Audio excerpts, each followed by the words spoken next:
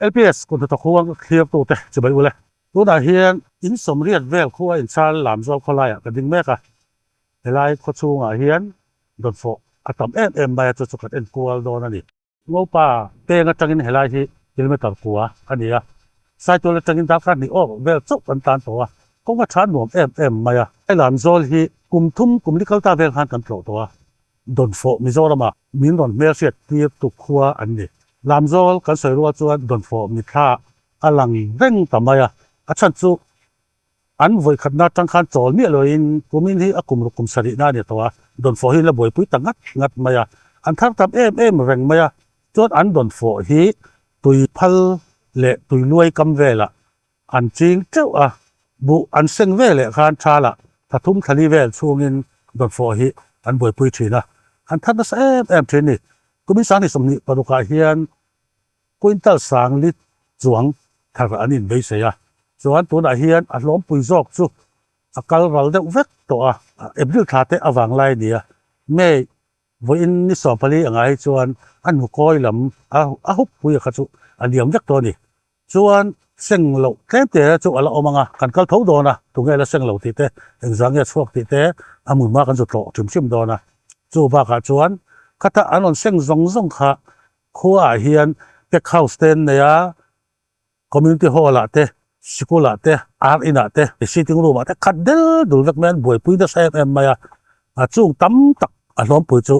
tunai sa ralin aliam to a chu ti chung po chuan tam tak ala oma chuan khoi angen da ti te kan en kualanga an dan mun ate kan fang kualanga chu mai ba kha an chin na mun tui phal te po kan zu en thuak ngan pek house te po kan enanga chu tiang chuan Horticulture dia so sai tual puzaka pa hoin henglai Dawnfawh an thar dan ten lo tran ho dan te po tun tu ba chuan thiro kan tum don ni pulal chung no ka pachuaw Lamzawl a Dawnfawh suai tu hlum nen khan tu na hen a Dawnfawh muna kan dinga chuan tu na hi chuan Lamzawl VCP lo ni lo to maya Dawnfawh OB atak kha chuan a tel lo na ani kai suai na hi chu an lam mo reng ani ngala tel deuh tho reng ani chuan tu na hian Dawnfawh hi Lamzawl tui thil kama hian an seng na em to chuan kho chunga pe khau sa te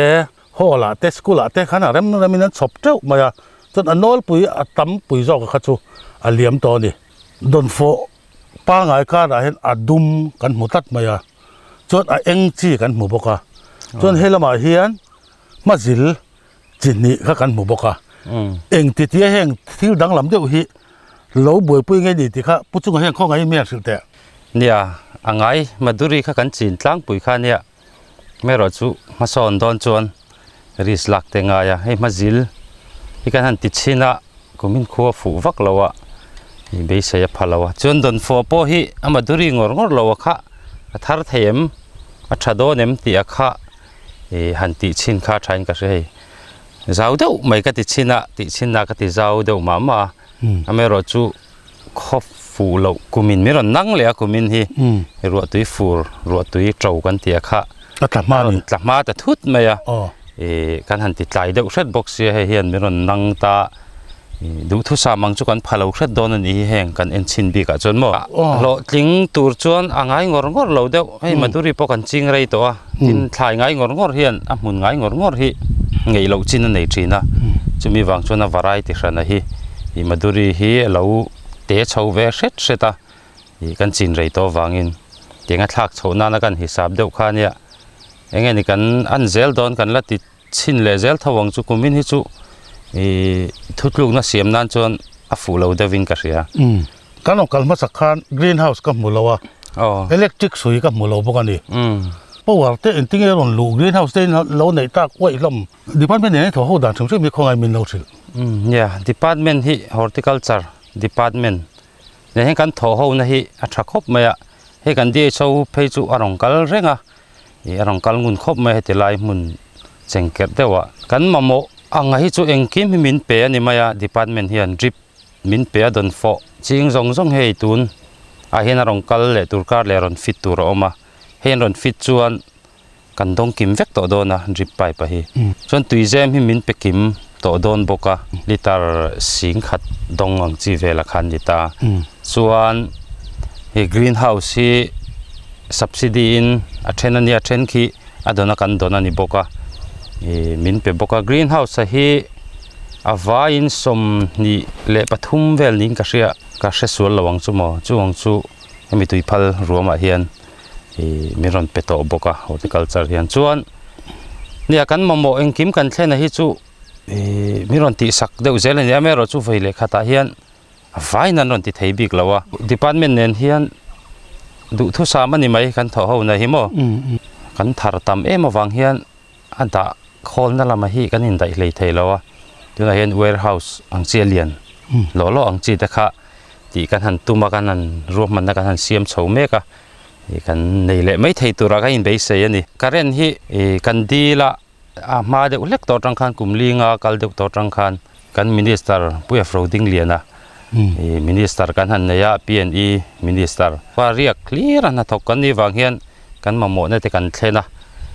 anin min ngai poimo ti hian an sarkar atanga rei lote a tui phal ruama karen miron fit sakta achunga point kan lom khop maya lom thu kan soi mol molam ni chemical tlang po hian chuan puya frauding liana hi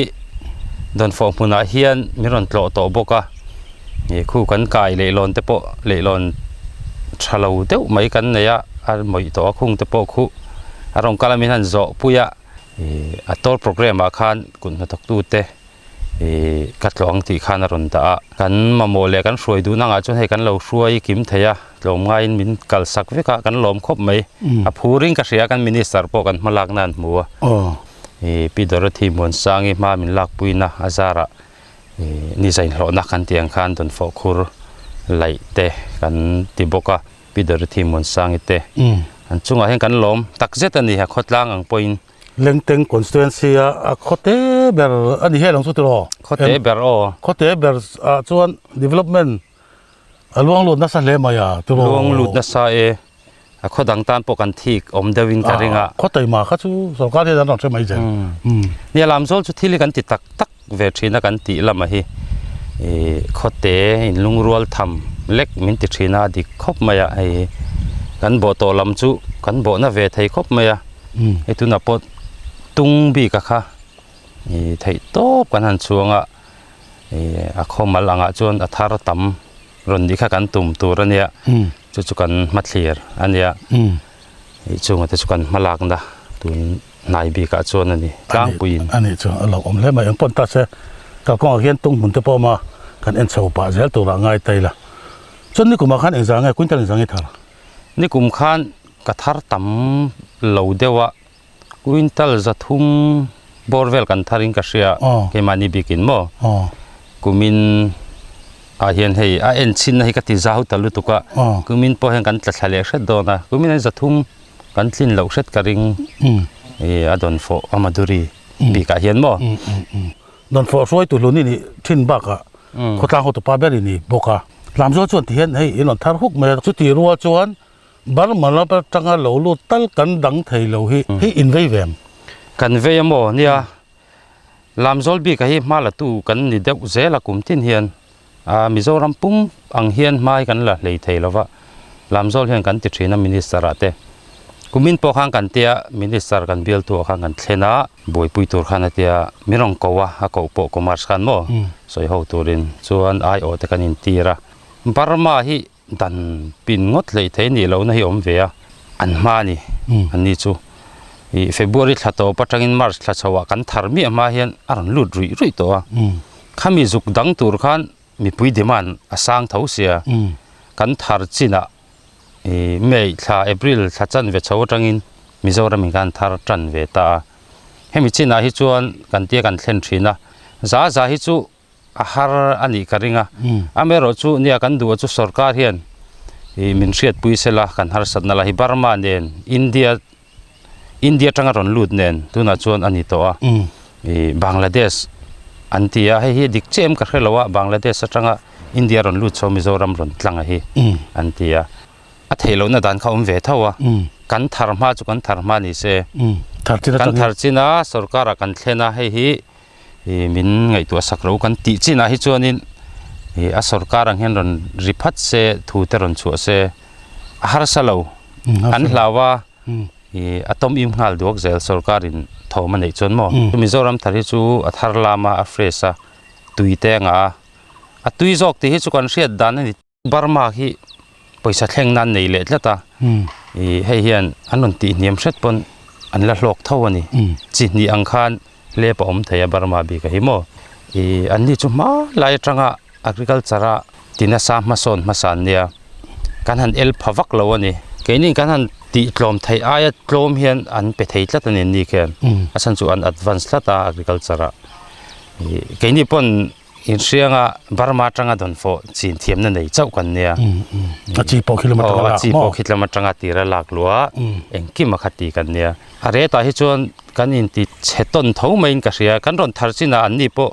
อันเหี่ยมเงี้ยยังไงอ่ะตีระเต่าเดี๋ยววันรอนสลักค่ะกันรอนทาร์จิอันดาวนะเห็นปกันดาวเจลข้างไงตาจู่ๆอมพุ่งเดี๋ยวนี้กันเสียทีละAgrico Innovation hi Mizoram lo nei tu te mason na na thok chin kan ni a lo nei tu ten an thlai tharan da chatna tan cold storage ripening chamber poly house tele greenhouse mai ba ka thlai en kol na na mamo man ro chi shang quality chatak tak kan pe thei bok Agrico Innovation hian khovel thiam na changkang ber lo nei tu te ban pha ka kan chop chwa sakani ตุยพันลุยโชกกันดิ้งอ่ะเฮ้กับบุหรี่เฮียนลามโซลDawnfawh Ching Association Secretary ผู้ขัดตัวอ่ะเนี่ยกันดิ้งดูนะตุ้นดินหัวเฮียนอัดต่ำลายเงี้ยอัดเข็มลายเงี้ยอัดกังเวียวเทียนพุทธันแต่ตุ้นฮิตุยฮิตเล่มลายเดียวค่ะนักกังขบไม่อะ ตุยปั๊มตัวไปสร้างจนกันดินสั่นเหลาเล็กๆทีน้ำว่าชวนรัวตุยแต่ตุ้นกลุ่มจุดลัดช้าให้ตุ้นฮิเล่มจนอรอนปุงเวเดียวตอนนี้ฮิอัดต่ำลายชวนอัดต่ำขบไหมตุยพัลช่วยให้มีตุยฮีอินปั๊มอ่ะแต่ตุยปั๊มคอลเห็นกันปั๊มต่ำเดี๋ยวเรากินตุยพัลให้ชุบปั๊มเดี๋ยวเวกันเนี่ยตุยกงให้เอาเราวางเงินมั่ช่วยDawnfawh Dawnfawhจอมนั้นบูจิงเขาเห็นกอดเตลาเห็นโอมาจุกอดเตเห็นได้เราวางเงินเทรนจนคอลเนี่ยที่ขนาดจังมั่เตรียมชวนกันตีล้างปุยนี่ส่วนตุ้นดินพุ่นDawnfawhจริงเมื่อบางสังยมให้ไล่ตุยพัลก็มาเห็นตุ้นกุมาเห็นสมนิปลีเมมบาร์กันตูน่าเห็นมั้งการดิพาร์ตเมนต์จังอ่ะปุ๋ยน่ะ local พวกไอ้เซมใจเวกะที่การรัวขายตักินกันกัลปุ๋ยปุ่มปุ๋ยลามโซลตุยพัลก็มาเห็นDawnfawhกันหันทางไทยอินดินตูน่าเห็นอาริกอเทนเดียเชี่ยละสวยไทยแล้วว่าละโจเราเดียววางเห็นกุอินตัลสังลีบอร์เวลที่จุกันทาร์ชัวกันริงมั้งจุดกันเบสเซียไอ้พวกเห็นตั้มมาไม่เทียเชี่ยนักกินอาริกอเตเราเอามาตูนให้จนละโจเชี่ยเราเดียววางเฮียนเวลังคันสวยพอดีแล้วมั้งตูนกุ้งเป็นรัวตุยตลมาเซ็งมันเรากูงินะที่ปุยกูงินะหัวตะวางเห็นรัวตุยตละนะสาหิมั้งจู่วางจวนกูงัดเชียจวนราคานะตุยเวเซละวางเงินเซ็งมันเราเฮหันเอ็นพอคนน่ะเล็ดเร็มรุมไหมอ่ะกุ้งซองเดินจวนน่ะตั้มงตังสังจุกันหอลโชกันริงอ่ะซองอ่ะทาระระซองอ่ะเฮจุมั้งตั้มเบอร์เฮผู้สร้างเตะหินดิอันนี้เห็นกุอินตัลจังอ่ะบอร์เวลจุนทาระกันริงอ่ะมั้งอะไรที่อัจเจเวงอะไรไงนั่นอะไรที่อัจเจนัสามอ่ะอัธารมัสสาฮิตลังปุยนอะไรที่ช้าจวนอัลลัตูเตปเฮอัจจูเดวเตนันรอินจูเวทีนะเฮมีอะไรเฮนันสร้างจวนเล่มินกันหันทาระเดวฮักอ่ะเฮจวนอะไรที่จูอัตลาเวเดวรกไหมเฮมีเฮอดอนฟอร์มดานะเจอเล่คุลัมกันหันจอร์ชวนอ่ะเจอเฮียนอะไรที่เฮียนกันอินเซียมเร็มเล่ไหมอ่ะอาศัยส่วนนักจังเฮียนมั้งกันหันเยี่ยมจองนักกาลาติกันจนเล่มาหลายฟ้าเลยเดี๋ยวให้ทุกครั้งให้ทุกอารมณ์อัพเวเลยอ่ะวางไล่ตักให้จนอัดลมข้างเขาชนassociation พวกอินโดตักจุกฮัทตีไงน้อมเราฮัทยังอ่ะชนมั้งไอ้มานี่นะกันถนัดเหล่านัดตอกเต้เลยละตู้เต้นั้นถนัดเหล่านัดตอกกันเชียดเหล่านัดเวแต่เฮียนะวางไล่ตักจนกันตีให้ง่ายตุ้นดินหัวเฮียนเกจริงๆเนี่ยกัลเมกตู้น่ะไปน่ะอัดชาเราเตะแค่น่ะปุ่มเรียนเราวางเฮียนอักเกรดตั้งแต่เฮียนกันกัลปุยทิพย์เทปจนเชี่ยเราเดียวมั้งเกจิลิจุงลำให้สมทุมบอร์เวลเต้นกันเตี้ยมาจุดตู้น่ะจนน่ะเรียนให้กัลโจเดียววางนี่ง่าบอร์เวลเตลันเนี่ยจนปุ่มเตะจวลเกจิทุ่มหน่วยลำให้ปุ่มเตนั้นละเทนจนปุ่มขัดสมทุ่มเตะสมง่าเตะที่ข้างในอังเราหน่อยให้จูอาศัยส่วนพ่อขันอันนี้ตู้เตะจะเล่นหน้ากันด่าตาปุ่มเตะขมิ้นอักเกรดเนียมเดียวเขาว่าขโมยจูอัด chia hi chu soi har khop mai tun din huna chon to tlang pui chon noi li noi nga noi thum le noi nga chho hi chu ni deuh tlang puyang en pawh ni ta se thla thum thla li thlai vel ani ta te lo a ha chuin ha a that chu tha a lok chu lok to khat ani te lo to tan chuan in ban san phal to mang don lo da le a se chon pawh hi mumal ta nge takhian a ding rang ta te lo a phun chuan la ma te har san nei nem nei hei hi kan buai kum tin da nia tu na bu te kan chinga bu chin zo tian thlai Dawnfawh te kan tia kan kong hi ruat lak chuan atlan hlei thei lo ngal zela chu wang chuan tian a thur chua pawh hian sum tam deuh hmuna a ron la tu te pon an lak thei tura hian khaw chunga kan in stock anga ya sum hi kan in seng na sa kong a chia chuan Dawnfawh che du boka kong chiat lan na chuan mo helai hi kan har sat na to lian ber pakhat chu ni kong hi horti le agri atang hian PCC tur hian ma min lak sakatuna hian malak na kalmeka he kan be sei na po sanga kum thar thlai ga in thar le huna hi chuan kong tha he ga in phur suwa ve thei to kan be sei ya chu tiang ani chuan tun le thian kan thlai thar te po he hlu le zual do na chan chu lai atanga motor manga kan in phur chua vak te ngai longa muna ti khan ruwa po sur se thattakin muna kan la theianga kong hi kan mutan lian berani ni khala ka soi pui ve zok chak chu a sap tong chuan permanent cultivation an tia huan lo ram het pek ani tham pho thatak tak vek an mun ma a tha et ema tuna kan din na tui phal lui an pam veka dieselin khol anin leya chuan du sak takin por ministerin karen ron pe thato boka ta hian an ria ka ni lan chung zong leilung lan chung zong hi an tal tak tak zana ten chuan na ten thoka huan nu duan sa phai zol tha em mai lum thabok si thai ne ngai em hi om se nei takhian ol lo hian an en kol rang a lai kong hi chu mamo takan ni ti kha kan soi pui ve lok cha takani o tu na hel pu alan ming sang an kan ding do na pu sang te ya ani hi kumin sang ni somni paruka Dawnfawh thar tamber chuan quintal zanga vel thar angin an soi ani chuan tu na takhi chuan he an seng zo vek to pu sang te nga ti drip te hlim vek anga ya da khana da reng thei to lo mi hei leilet bu chin kan ngai le to amo ti hian Dawnfawh hi kan han sing khom zo hian drip te le sarang a ho hi kan sing khom le vek ta chuan chumi zo chuan lei kan let le anga bu kan phun le dona hei kha ol man mia don lo to ro hi ni le kholi min le ang pawar ti larin kan let le teng te saw nge tiang I le thi ngoro parmita kan chin chi dan hi chuan hectar thum in yama bu phul jang ai thar chin hemi puma hi chuan tin zong in tin sang khat te kan thar chin chu ko chuan ni seng don lo ni chu chuan kumila quintal len sa vel chi moi tharang quintal zanga ve hi chu kan thar tura kan nga yama kan ral chu ka zo lo de seta trip som chuang chu ni to ang som ni don chu ni to ang en ti ka tang e sal tan ril ni som pat panga vel khaneng a in lo sa ka chu khuat le man la ya April 30 te di som panga bor velan ti chuan red pola thadewem thadawe chung la chuan ke jeng jang e heta amunan ron lak hian keji somli inania chuan aizola kan zupek hian keji som ngai kan pet motor la zupek ne heta anon lak lok zok zupek hi a lok de zok mo hei atlang puin pick up extra long pick up lian kan ti ho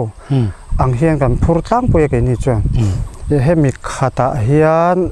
helaya kan pek ain aizola kan pek hian motor man te kat vek hian sing kan don te kan la hlo theya lok zok aizol achi kha khotenge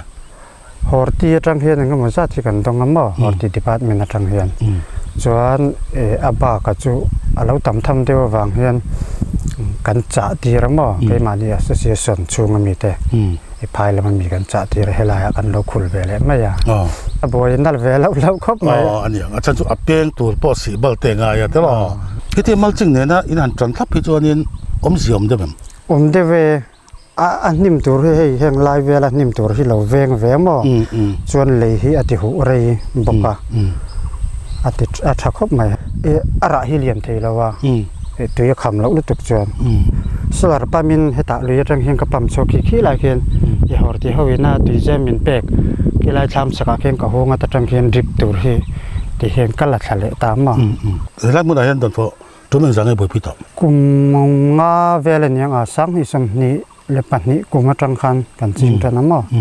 ei chol lawin kan la ching char char ani a takle boi po nga ya tin technical box ya mo chu ti ro chuan ai lok chu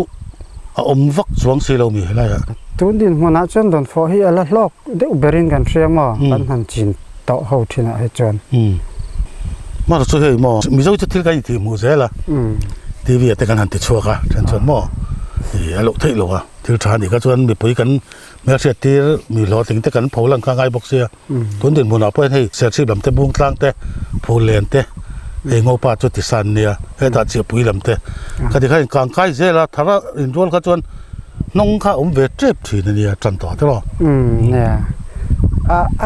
tharan rual de uthup hi chonin asal na hi boi tha khop mai barma tang hian lut to hi ve rang box chi barma tang hian in thar wang lai hi chuan don lut ta lo se chu zio mangem zio mang chuan dan ta be tu nei ve ei jingkir te kan tiam mo chuan e ruwa aran sur hianin e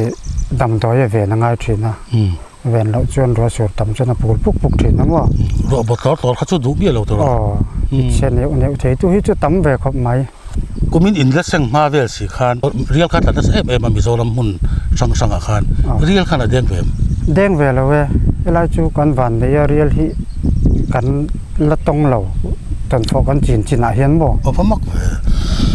pathian mal som na tak te pon yang ei real te hiran tlavak se chon i zan khat thil thuwa mit khap kar le hian e kan malak nei ho vek chep theyan yam mo pathian hian ai kan thlen thina ko san te le ami mal te pon heng hi pathian in min thret pui ning kan thria lo khochunga tlak tum pon tui phalam hi chu kan him lel zel quintal zanga chung ko khatin han thar kha chu kezia somluk vel tangin an tana somthum vela to na henat la a kezi khata chu tiang ani chuan quintal zanga vel thara chuan an thar zat tur kan thathi mai o mai chu ti ruwa chuan motor man te le engamo an pai ngai kha chu om ve tla thum thali vel la katan chuan hei ai lok om bik chuang lo an ti kha apom om khop mai pu sang te te kan long pui lo tok chau a ale sai tual di chau pu chaka pa hawin kan tai kual da sa em maya tui phal kholuma po kan juk tai nual ani chuan khuwa kan ho chho le a tui phala kha chuan an lo seng zo deuh vek to a chu kan seng zo zong chu voile khata ai zol lama kha na ho pui mai thei lo thon vek mai thei lo a hola te ar ina te sitting room te bedroom te po te khan da ne noi ma tam em maya kar ma salma phe ka chuan munom thamin a omani antia kholu do na hian pack house thadeu mai hi horticulture department ina an sem sak ka oba hemi chunga point ton den muna thanem tak ala oma nimin la phe jo ta khat vek an ti nge ni hetiang an lo nei hi an van nei em maya pu zo ko phei entika in siam sak nge ski ma tang nge ti te a zaw zaw te min lo chim pack house hi sang ni le som ni le pali kum khan sakania MIDH scheme noya sakania alen zong hi adung hi fit som sari le pani ania awang hi fit som pari ani an mang tang kai le don ni mo to mang tang kai khop mai an duang thapa an sak tir ani berang chu sang ni som ni pali po kan mang tang kai to Lamzawl hi kan district a hian Dawnfawh an champion kan ti lo thei lo a ai zong tu te po hian tui chil le ning kan hria chuan department lama tangpon thei ang kan pui ve thina ni kan ho tu te min pek ang kan ho tu te hena kan zuk dil ang min pek ang kha hetama Lamzawl lama Dawnfawh kai noi ni to chuan kan pe chho ve zel ani dip te po kha in fit deuh vek to ni mo ko lai khan tu na hian aming in kim chuan drip kha Dawnfawh ma la ho ka kan pe kim to a amaro chu huan ramte azau dewa wangin kan unit khat khan mi pakhat kha cover zo lo thina tuna pohian hei la cover kan tumme ka kan ho tu te min pek bel zela kan zungin na te min ti lo tin sak thina chunga chone kan nei tu chho mek zela ni chuan Dawnfawh tuna an chin ang maduri te chumo Britannia chỉ khai chuột về thị xí đâu cùng thì nó chỉ thắng khăn dễ in hẳn về dễ ta háo tộc về lay thì niệm nè háo tộc về thì khóc mẹ soi lệ thì ni lai kan director lama kan hau tu te min du sak em ai Lamzawl tan ngô patan chia pui tan kan han tia a district nga po hira Dawnfawh chi hi chu min pechanem big thina kan hau tu chunga po kan lom tak meu ni với là khăn phần thuộc khăn lộ tang lộ trời cái này thì thế lộ túi ta vàng khăn điện nắm mấy về thì thế niệm anh nghe bề thì hey Dawnfawh hi ni bề tu khăng hi sig le sai mi lộ túi ba cái ông về thina với là kan dùng huang te pon hey cái anh mani kêu carbits family anh đi vàng hian vụt buộc hi pakat ania ama ro chu ve dan te pon thiam toin ka khia ka in na sa chon chung lo te po chu he ta zung nam pang ei long tu kan tiang chi te kha tiang kan na rau khang hi tam ve ang renga ve na po hi ka in pe kan thiang chin kan neng chin ni chu chon aman dan te po kan in zir tir se la tin ei tu na hian kan an mu le ta ka chu fruit fly kan ti mai pi khoi zu kan ti mi zo hi chuan ani berang chu heng hi anon report chi lo he kan mu chuak thar dewa heng te po hi a chemical ni loin hemi enge pheromone traps kan tiang chi kami aman khom lang chi te kha pek kan tum chho le mek don ani an chi le huna chuan man son pui ngei tu la kan be sei tho pui ran nuama an tai ma thuan o ya department po hi ni min chau phura yimayang malak pon nuam malak pui pon nuam khop mai tun chuanผู้สาวก็ไปอันฝักครบมาเองมาเฮนวันนั้นที่ง่ายแล้วเองมาหมดเองฮัสนะอาตีแรงจอกมาอันที่เฮลัยฟ้ามาเขาจนนั้นฝักวิ่งนี่ติกากันสวยเต็มเลยด้วยจนให้มีเป็กเข้าสมัยบักโซ่อะไรไปโซ่ผู้สาวก็พมีหลังไงตัวเพื่อนที่เราเป็นโซ่ที่เงี้ยโซ่ Article 2751หน่วยอาคารกันดีซีปุงูระมินิสุนสันตาเขามีมาลักนางเดียวดีสิเขาตั้งแคมเปญนี้กันดีแล้วนี่Article 275หน่วยอาคารวันหน่วยโปรเจกต์กันเสียมสักLamzawl hian pakhat an changa ngo pai pakhat an chang boka chuan chia puim pakhat an chang boka so thadeu len lo sale to alom oma tin planning ho tu te chunga pok an lom tak se dan ni de kan sei du ni ale pu so khop in tho ho na mu lam kan ti ma du sang ber kan hlan cheu kan lo me Dawnfawh Optical Tarmit frame chi sang le sunglass chi sang du than tu ra ome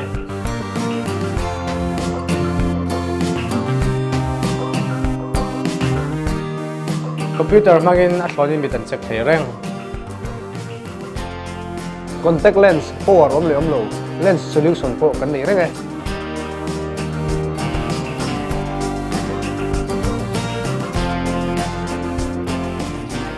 Dawnfawh Optical lo dor ve cheu don ya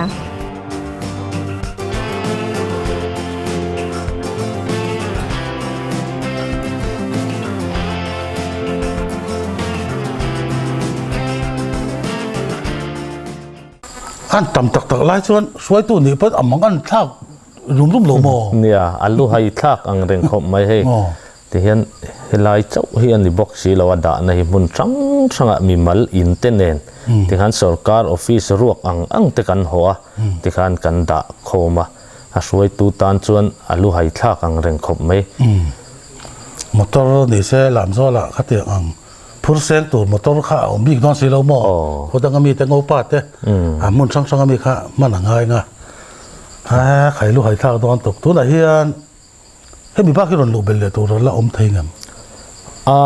อันเจ้าทขัดตัวงโหลตัวเราที่จุปุจุงอ่ะที่เท่มาแล้วเนี่ยยังอ่ะโหลตัวที่อาบักจุอาเจ้าทขัดรีแต่ข้าวซาลอนลูเบลตัวเราที่จุอมโตทำนอนหม้ออมโตสีเราส่วนตั้งหลวงอ่ะด่าโคมเดียวที่ข้าอมเวมโอ้เฮ้ยสัตว์ละกันละด่านิตูระจงกันง่ายอาเทนฮิจูให้หันสวยสักเงี้ยง่ายฮิจูอมเวทเอาโดนนะอาตำจอกฮิจูละสัตว์ละอันนี้กริงอันด่านาเฮียนที่เฮียนเนี่ยอาเมลเตหิกันหันเอ็นะ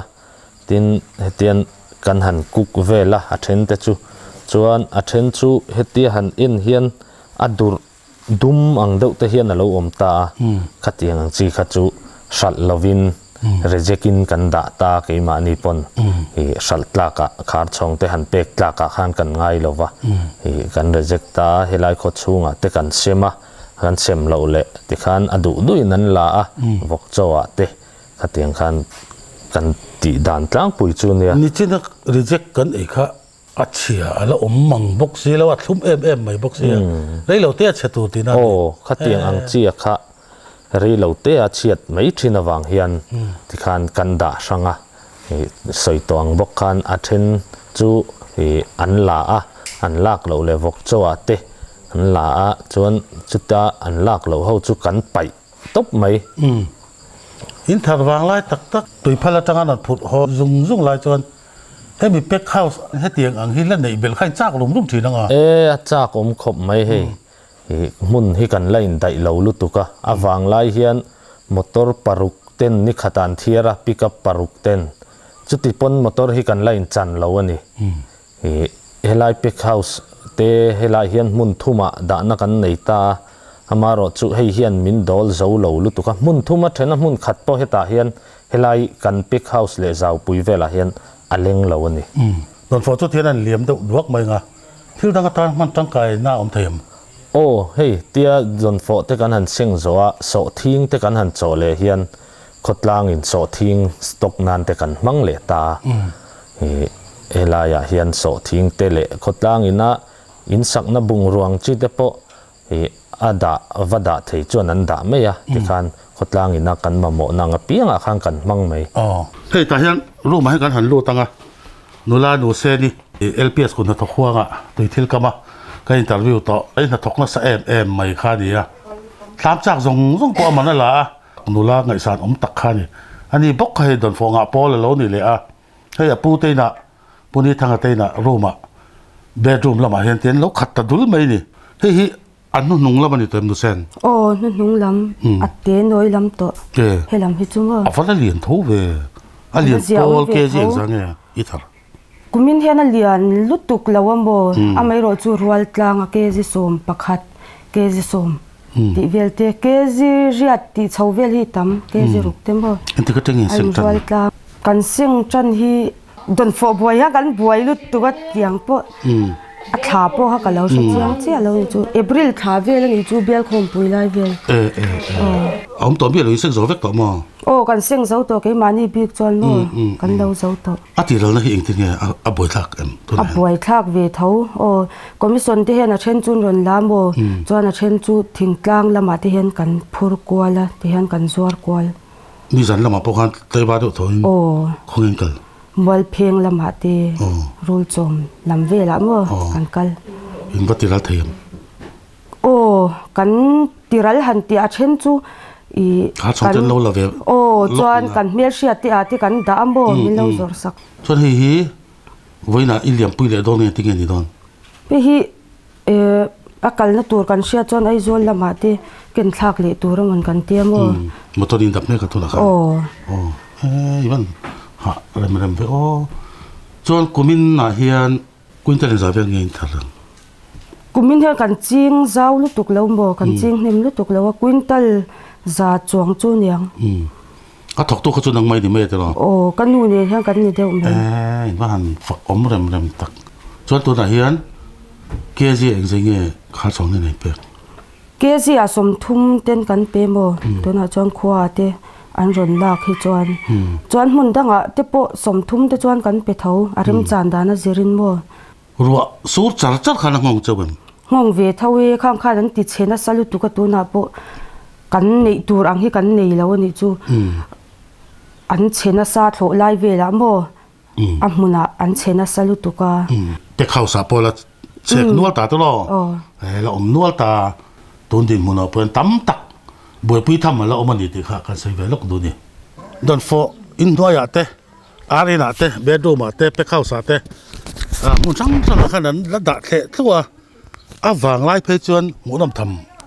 takin kan in chung han a let pheng phung mai mi sang hi kan kal tok ani an ti chu tiang khop chuan an nga an thar kha khwan on thlen vat mun hulan da chu tiang chu an kal pui da na ni box si wang khan khuwa khan alu chho lo thai lo chuan Dawnfawh hi an lo changkanpui em mai tu na kan mu te po so Dawnfawh atanga insak an tia helai eco van te po hi Dawnfawh atanga le chuan tu na helai insak lai mek te po hi Dawnfawh in an ti maya chuan an nuai le chu hian lo da theu maya ani tu no hi pi noi nia hi la khan omin ka sia kam ni khan la kan be ver sim sim anga khai ala han lo da theu maya oi ani tu no hi pi noi nia chỉ bayang anh thì in lâu buộc mấy cái gì? Lâu buộc mấy cái hay. Anh lâu in buộc dầu đôn nãy đôn này.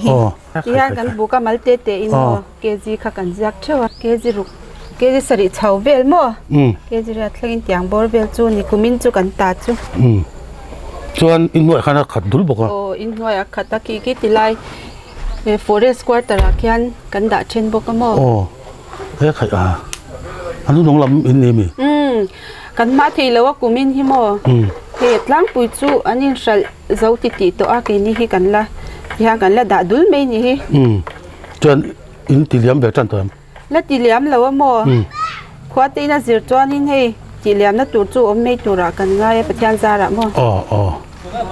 mi nu khoya tak khan ni lo so to le ling do no mo to le ling do na ava in ro seng song ve alian pol ang sang he pinu ke ma ni hi kumin hi hei kan nei lian vak lo wang he na lian pol chu ke ji sari ke ji riat ke ji khwa ti chau ve lan ni ke ji som ting lu tuk chu kan nei vak lo mo hei Dawnfawh tang in din mo nya ni ve hi khai kum nga nge kum sang ti to kum ruk na ni ve to lo mo kumin hi ma saber khani local atro tu nei local le ta yan lo ni ve de ut to ni cho lo in la tingat ngata Dawnfawh kha khai ani chu chuan tu na khan in ziak zo de vek to mo in noi ne to in noi nen chuan ki ta quarter mi ki ti le kan lo tum le me ka tu na ke ziak zain nge kha chong in lak don tu na hian mo a pi chua ka hian a re thi a tlaniam khop me a chan chu stock te lo tam to bangin atlok khop me tu na hi chan som ni panga ti ang vel tin an ron lak sakin ka sia e mani takhian kan la sat lo wang hian a cha vel hi ka se biao lo mo chuan reject in nei ben wa lem na nei tam lu tuk lo pathian zara hi kan lo te la thara mo reject chu kan la nei biao lo we Dawnfawh lo ho sak pui tu te pi nui te kan lam pui hle ma yan tai ma kum luk sung chol lovin tui phal kama khuan anga ber polan ni zia theina ni kini pon kan tlo to an thlama te po kan thu wang to ni voina te po kan kala in tai ma kan ti kan ngai sang cheu du sang na sang be pi nu kan hlan cheu ole kan lo me Lamzawl kan soi ruala kan mi thla ron lang chu Dawnfawh ani to ni Mizoram kho tam tak zinga hian a khok mal khaya uar ber chu Lamzawl an ni chum lo chat lo hian uar takin an chinga April May vela chuan Lamzawl Dawnfawh hian ai zol le che vel district sang a hian kan ai da em to ni phai ram chu a thar thai mo kan ti kha Lamzawl hian an chang an lo se tat maya Dawnfawh an lar pui em a hun rei lo te hen lar pui an nei le dona chu kan han peng so kan ni lo an the duai maya pekwa ran kheng suau maya heng hi enge chi eng project nge eng scheme nge ti ta kha VCP puchung abok hian mi dan thil fi asak le thok do ni puchung le ole ne hai tung project lian pui mai kal pui kan tuma department agriculture department tenen tuna hian chung ko som nga le pani kan nia kan tum pui ber pakhata chu thingtlang lo nei ti ban a hi ni thingtlang khote takte hian kan han tumania til theilo tur kan ngai khai kan hlotlinga kai ngai ti deuh to a ti hian tung mun hi kan han neyanga ta hian nakuma ram thar kan the to lowanga heta vek hian bu te po kan ching non lenga so thinga ne mo thingtlang lo nei ti ban kan tuma ei zon na ngel nget a khotlang anga indin saka kha kan tum lian ber mai ania Saitual district agriculture kan dia op mami te pyramid kan directorate lama tangin anni howina min phur pui min buai pui na zara ti hian lo tling taka mala thei turin kanin ngaya kanin buat sai chaume kan chuan metar engza fit engza dan nge pek khun khena wakhat be pek hi fit som thum dan tinia azim na bera chuan a thente chon somli te pon kan khenga chu alo pui tlin huna a indip lo tok tura department lamina an ngai amin ti tirania chuan akara hian nakina chuan thai dang coffee emo ai enga mo cocoa ti te kan la confirm chi lawa tu nei chon bu te so thing te vai mim te tin behliang e kan ti te behliang dal kan ti me chung te chu kalpui kan tum boka heng tung kara hian mo kumin bi ka chuan zom vekin in zom vekin chung ko khata tin za te in ngei che ma ni du zat kan tia trin som mun ai zau lo ti photela kan tia e amero chu hei kumina ram laklo deuh ram tang tur kha kan vice president hian awat tel le trin som pakhat mun anei dona ni zau ber ani dona chuan tu nei va en chu tin za area vel nge trin za somnga mun ani tu na kan wa zong zong a hi mo tu na hian hei pekin khen na hian tung trek chuin phun vek to tung a chin kan tu mo chin kan tu a then chu ron lor tran to a then chun la ron lor lo dewa chu tiang vel chu la ni hri ani hotlang tan he thadon kan ria tin tung hi market hi chelo tura kan nga ya i mi sang sang tek a sezok te kan han dor kol hian thing tlang lo nei ti ban na ni pa fomin ei zon nang yel het kum tin maya ei zon na son hi changkan har em maya changa tlak lama ei zon a changa chu lama ei zon hi i mi singa changkan tak tak theilowa chu wang chuan i mun het ne ya ei zon na bul het ne hi thil poimo tak mai ning kan ria chu chu vc kan han ni ve atanga kan tumbul pui ber pakhat thi ania chu wang chuan hei hi thatura kan ngai khan thlang chu ni hei tuna hian kan video pidor thi mon sangi mamin lak puina zara tuizem lian deuh deuh pahnih kan nei dona kan thok chho meka chuan tui lak te po kan ti tel vek dona tin hei kong te po poimo a tuna kan omna te a thar tur te ani malak na zara kan nei mai thei dona chuan department hian an mani lo angin an nga ya hei captive an tia hei pek te po kan han tia rong te kan han noi veka heng te aman min pe ni department in rei lo te a kan dong tura kan nga ya ti khan nakina lei tha te po kan mamo anga kha department hen min pe zel dona chuan tui thlam tina tui in pek vek kan tuma in pe vek turin rom man kan sema tu na yan chung pai bel chu department lam kuta kan in ngata department te na heng kan tho ho na atha kan mamo kan thlenang hi min ngai tu pui em zela lo cham lo tura ka inga kan phur khop mai nakina tung khe khol ti te ngani warehouse kan ti ang chi tung ra la khom na tur ti ang zong zong tui zem lian bun pheina tur ti ang khatinga kha zau de mai tlang dung tlon hian kan da ola ram re mai hi chuta chuan engkim kan mamo chu leng tura kan nga ya tin khuwa tangin hla lawa kilometer khat chawania i current te po harsa lo tura kan nga ya cái mà đi park to cả chọn ruộng man fel viau chọn cái ria bul tanga top a market la ma hi chu le kan roi tu te kota district roi tu te kota te cái ngat lo thei lova kan la ti ve lo ani wang hian ruộng man na thale mai chu tiang ang ngai to na fing deuh chu hei vcp le a ho te tung lama roi tu mi tui tak tak te nen khan ruộng man nan lo siama tunga khwa tia kan set an ni thoi don ti kha kan soi tel ve lok chak in kalzela to la puchung du sang na sang ber kan lan chau